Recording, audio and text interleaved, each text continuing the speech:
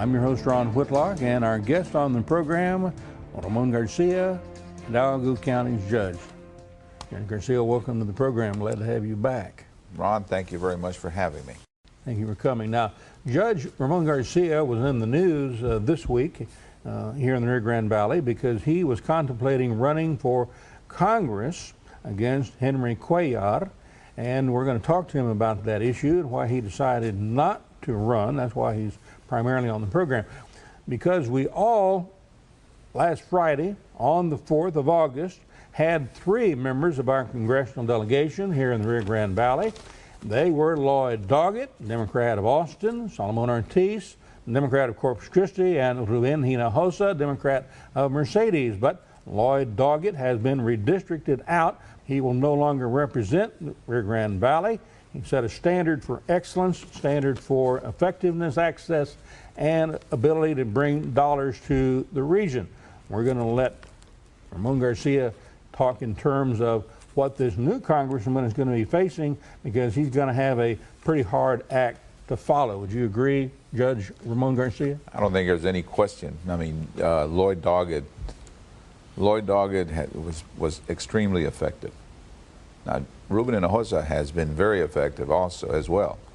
But since we're talking about that area of the county, the valley that's being affected, that's between Doggett being there and no longer being there.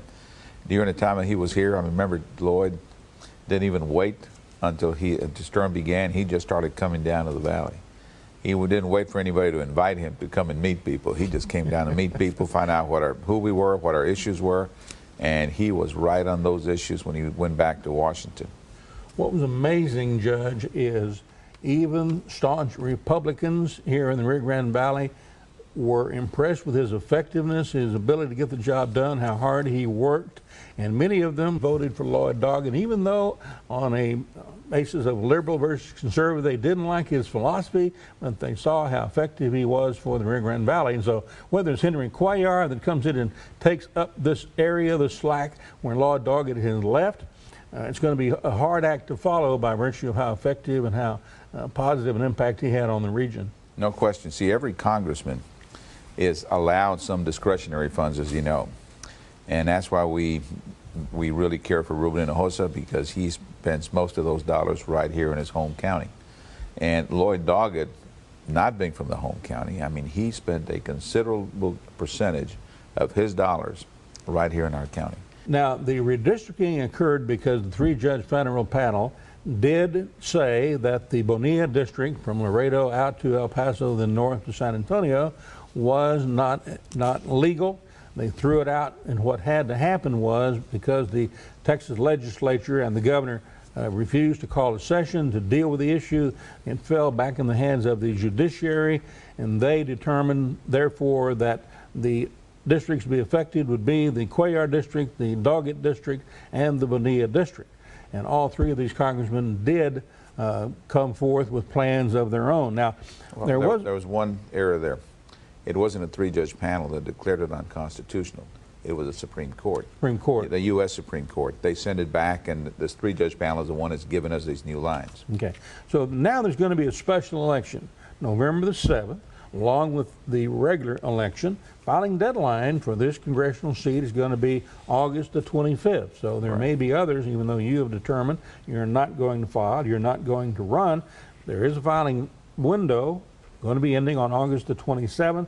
If there is a runoff, depending upon who runs and the quality and quantity of the votes they receive, the runoff would be on December 9th. Now, main reason you're on the program, other than to talk in terms of what the president's going to say on the program later, by virtue of guest worker and immigration, and we want you to respond to that later on in the program, we're wanting to ask you exactly why so many people came forward, in your opinion, asking you to run against Henry Cuellar for this position.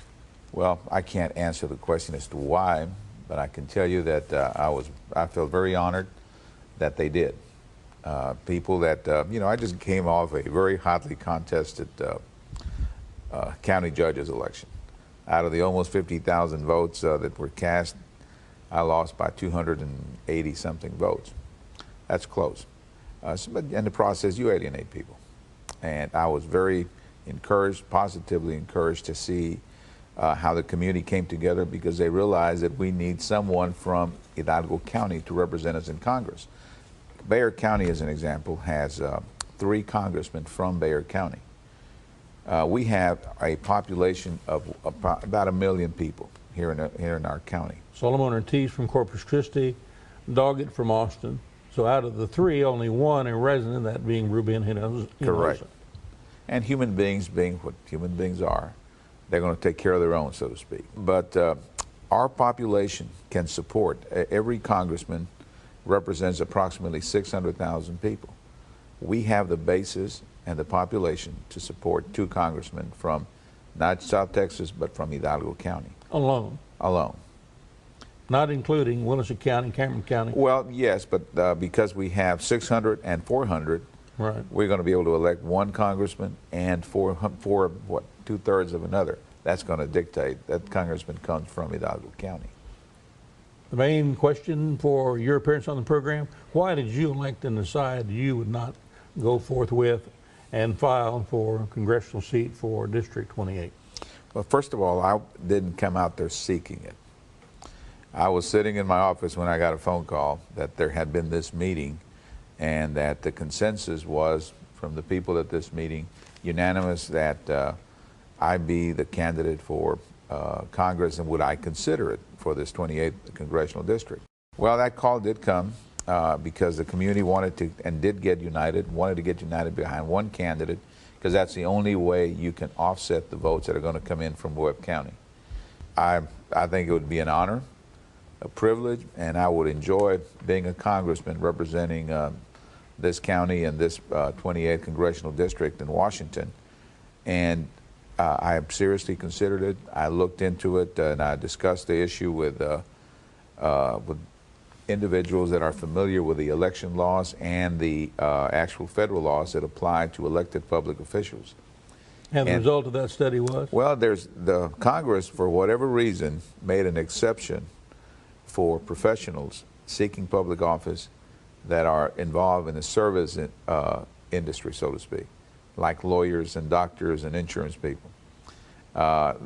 Those individuals were come under a different set of rules, and they're making it extremely difficult for someone like myself and others to just all of a sudden from one day to the next say, you know, I'm running for Congress, because you have to create so many, you have to get involved in so many legal entities that there's just not enough time. It's not. Basically, it was just too short a period of time for you to try to divest yourself of all the things you would have to divest yourself of, run a campaign and all that. That basically is the bottom line? Basically, that is the bottom line. Hate to put words in your mouth, but that's kind of the bottom line. Now, we're going to give you an opportunity to get to know Henry Cuellar. We interviewed him back in 2004 when he was first running for this post.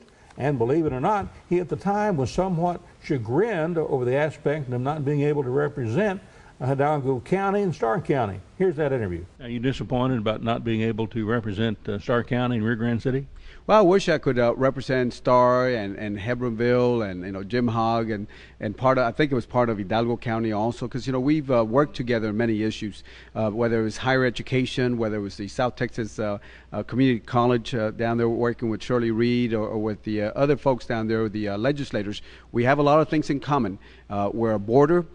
We have interests on policies that affect us. For example, the U.S. visa, the CHIP program that has been cut back. We have, the international trade that's so important to us. So we have a lot of things in common, and this is why when we work together and develop the consensus, whether it's in Austin and Washington, we can be successful if we work together. Now, primarily, you came on the program today to explain why you were not going to run against Henry Cuellar for congressional seat for District 28.